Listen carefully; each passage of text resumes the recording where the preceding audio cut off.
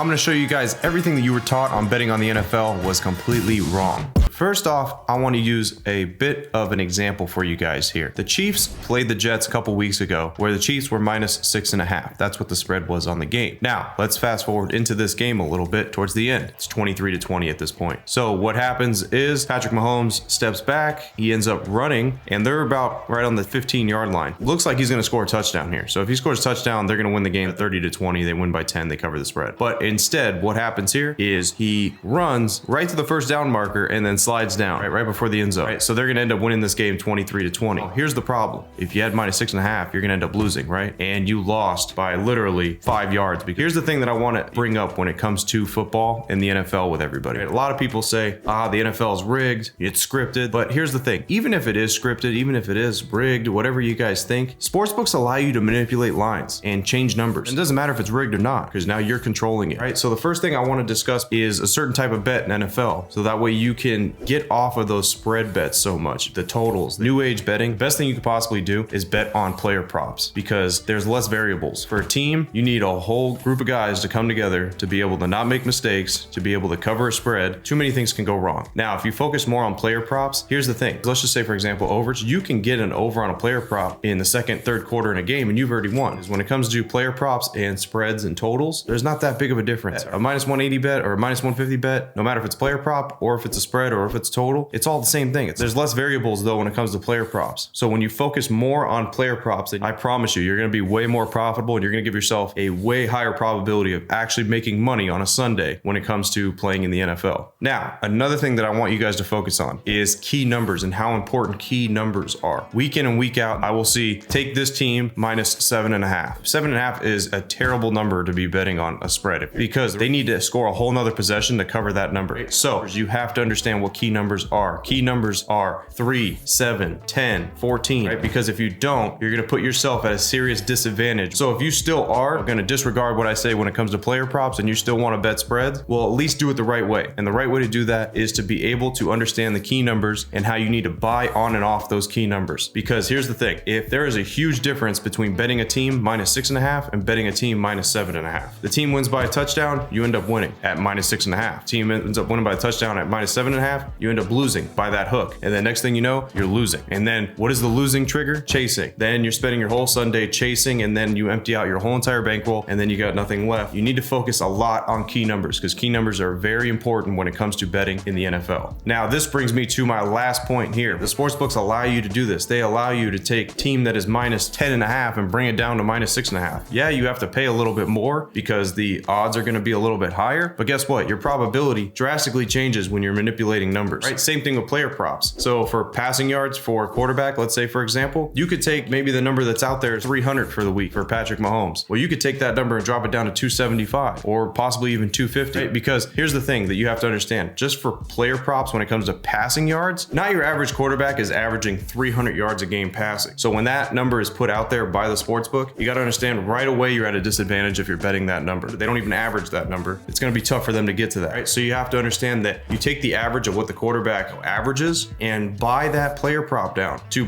below the average if you can. And then you're going to give yourself an even higher shot of that one actually hitting. Because there's so many times, guys, even in just the player prop aspect of passing yards for a quarterback, where it comes down to literally 5 to 10 yards. Somebody went and bet the over 310 passing yards and the quarterback ended up having like 295 because that was around pretty much what his average was. So you got to understand it's very profitable to be able to manipulate your lines and adjust them and make them what you want them to be, not what the sports books want you to bet. Because what the sports books want you to bet is where you're going to lose and give yourself the highest probability of actually winning. As always, guys, I'm Frank with Linemaker Sports. For more information on how you guys can be a profitable sports bettor, make sure you guys go check out my other content. I'll catch you guys in the next video. Till then, I'm out.